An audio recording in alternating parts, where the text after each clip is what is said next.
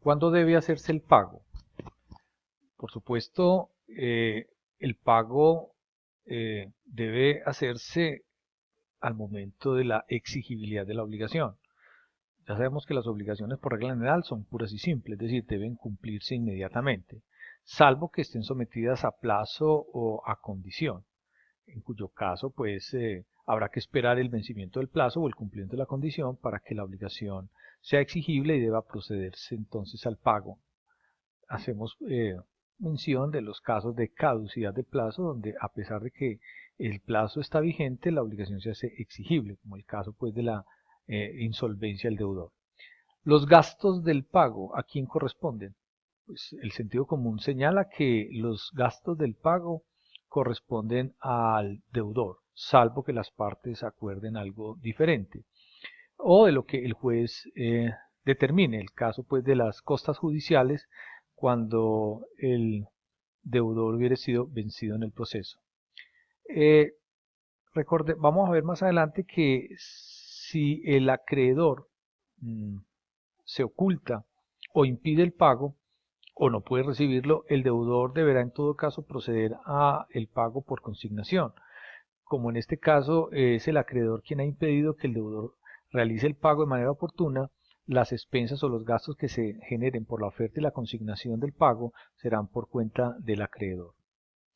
El pago debe ser total, es decir, debe ser íntegro. El acreedor en consecuencia no está obligado a recibir el pago por partes, salvo por supuesto que así se haya acordado, pero por regla general el pago debe hacerse en su integridad, incluyendo los intereses y las indemnizaciones en el caso pues de las sentencias de condena.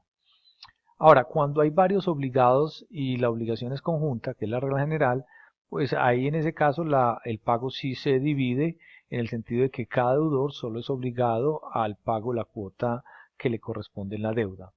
Si entre el acreedor y el deudor existieren varias deudas, por supuesto cada una de ellas podrá ser pagada de manera separada, sin perjuicio de lo que más adelante vamos a ver a propósito de la imputación del pago. Esta regla del pago total tiene unas excepciones. La primera, consignada en el artículo 1649, es cuando las partes hayan convenido otra cosa, es decir, cuando las partes expresamente acordaron que el pago se haría por instalamentos o por partes.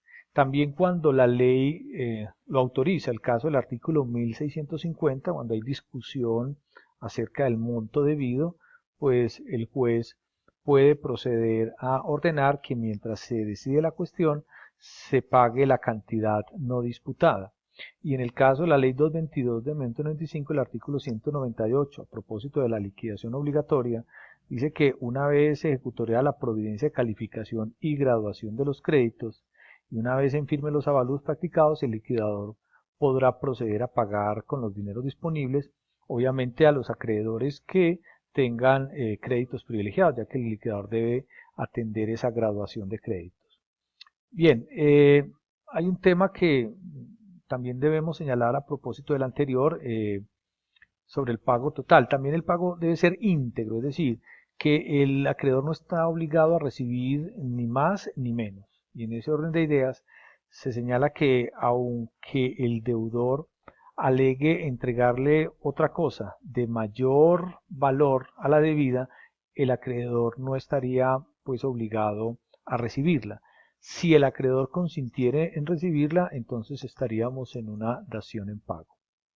Ahora, en el caso de las obligaciones de cuerpo cierto, como el pago tiene que ser íntegro, si la obligación es de dar un cuerpo cierto y el cuerpo cierto subsiste al tiempo del cumplimiento de la obligación, este debe recibirlo el acreedor en el estado en que se halle.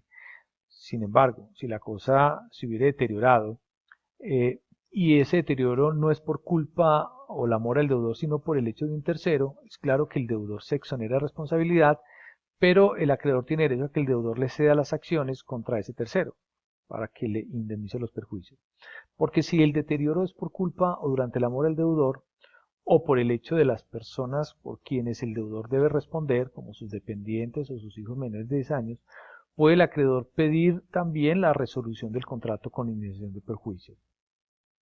Ahora, si esos deterioros son de poca monta, y obviamente son por culpa del deudor, y el acreedor lo prefiere, es decir, prefiere insistir en el contrato, recibiendo la cosa de especho cuerpo cierto en el estado en que se hallare, solo tiene derecho entonces a la respectiva indemnización de perjuicios de manera proporcional.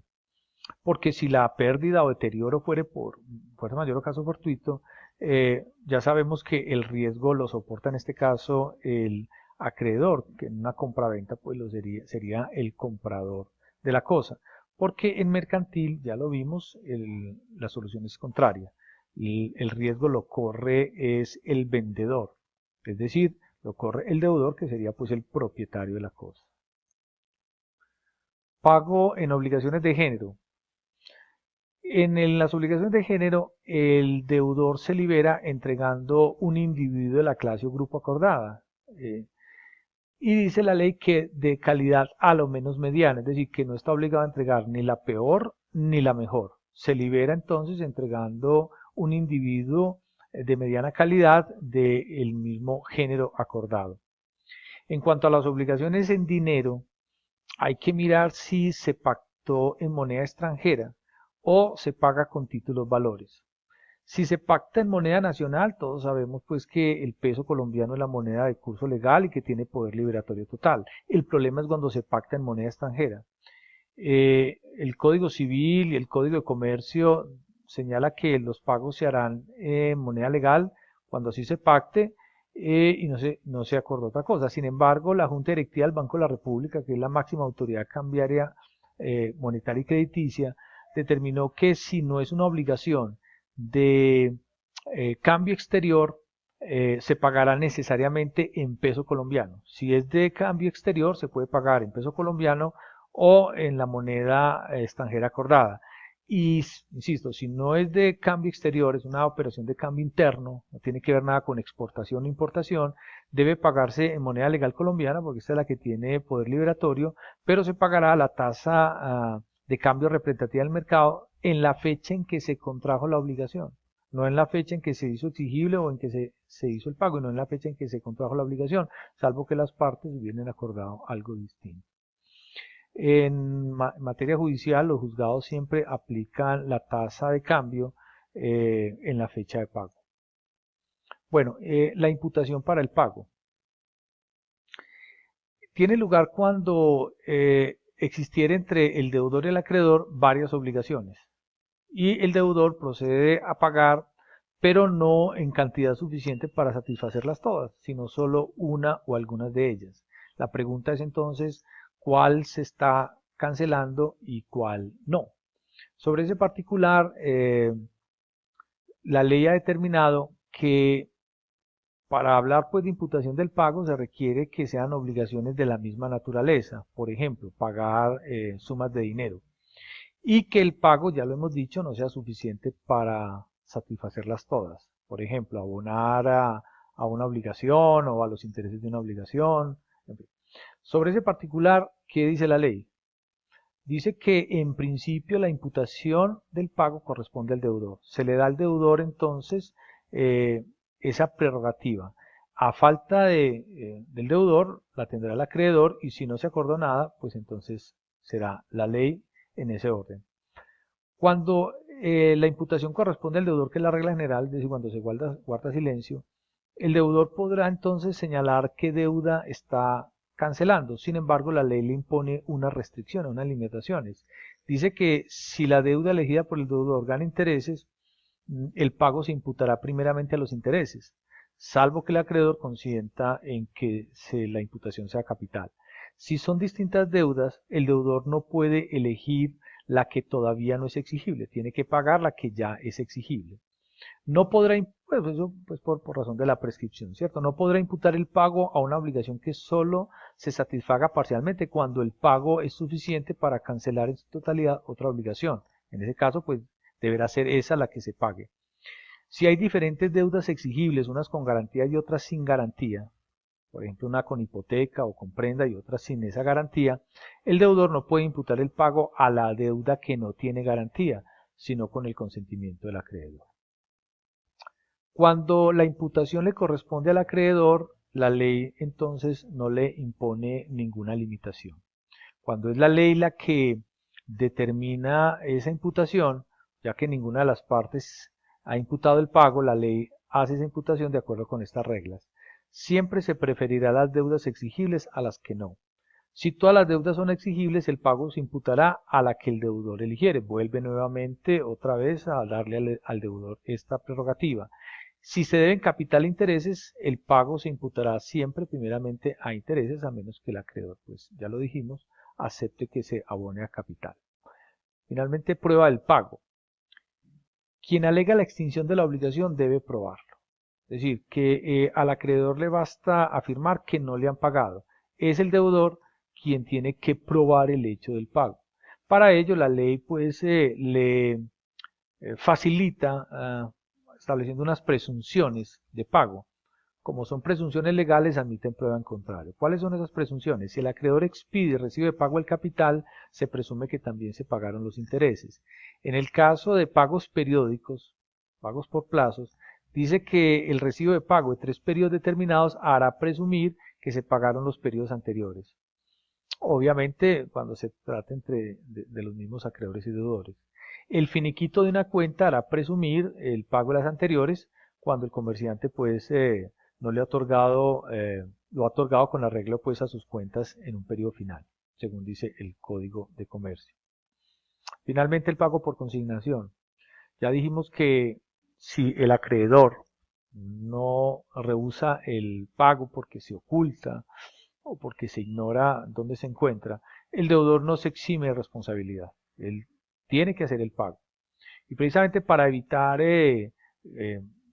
los inconvenientes que le genera el estar en mora, por ejemplo, impedir la resolución del contrato, impedir que se causen intereses de mora, reclamar los bienes dados en prenda, entre otras, la ley le permite acudir a un proceso judicial que se llama pago por consignación. Ese proceso requiere oferta y consignación y está regulado en la ley 95 de 1890 y nos dice que para que sea válida, primero debe hacerse por una persona capaz de pagar, ¿cierto? O por su representante legal. Que esa oferta sea hecha al acreedor, siendo capaz de recibir o obviamente a su legítimo representante. Si la obligación se aplaza bajo condición suspensiva, para proceder al pago por consignación es necesario que el plazo o la condición esté ya cumplida. El deudor debe manifestar en la demanda que debe al acreedor una obligación y debe expresar cuánto el deudor considera que debe, con la inclusión pues, de sus intereses. Si la oferta consignada fuera de cosa, debe hacer una descripción detallada de la misma. Si el acreedor no se opone, el deudor demandante deberá depositar pues, a órdenes del juzgado esa suma ofrecida y si se trata de un bien, pues entonces el juez fijará día y hora para que proceda el acreedor a recibirla. Si el acreedor no se hiciere presente, se nombrará pues un secuestro. Si al contestar la demanda, el demandado, esto es el acreedor, se opone a recibir el pago, pues ya vimos que el juez entonces ordenará que el deudor haga la consignación o fijará pues el día y la fecha para la entrega del bien. Si ese día si el deudor no hace la consignación o ese día no hace entrega del bien, pues no se accederá a las pretensiones de la demanda. Si por el contrario realiza la consignación o la entrega se le hace al secuestre, el proceso pues continuará su curso normal. ¿Qué efectos genera esa sentencia de pago por consignación? Primero, debemos señalar que los efectos se generan desde cuando se hace la consignación, no desde la fecha de la sentencia. Es decir, desde este momento se entiende que la obligación queda extinguida y, consecuencialmente, no se causarán entonces intereses desde la consignación. También cesa la responsabilidad del deudor en caso pues, de riesgo por la cosa que se debe. Quedan cancelados los gravámenes que afectaban la garantía y el acreedor queda obligado a restituir los bienes que tuvieran garantía de la obligación extinguida.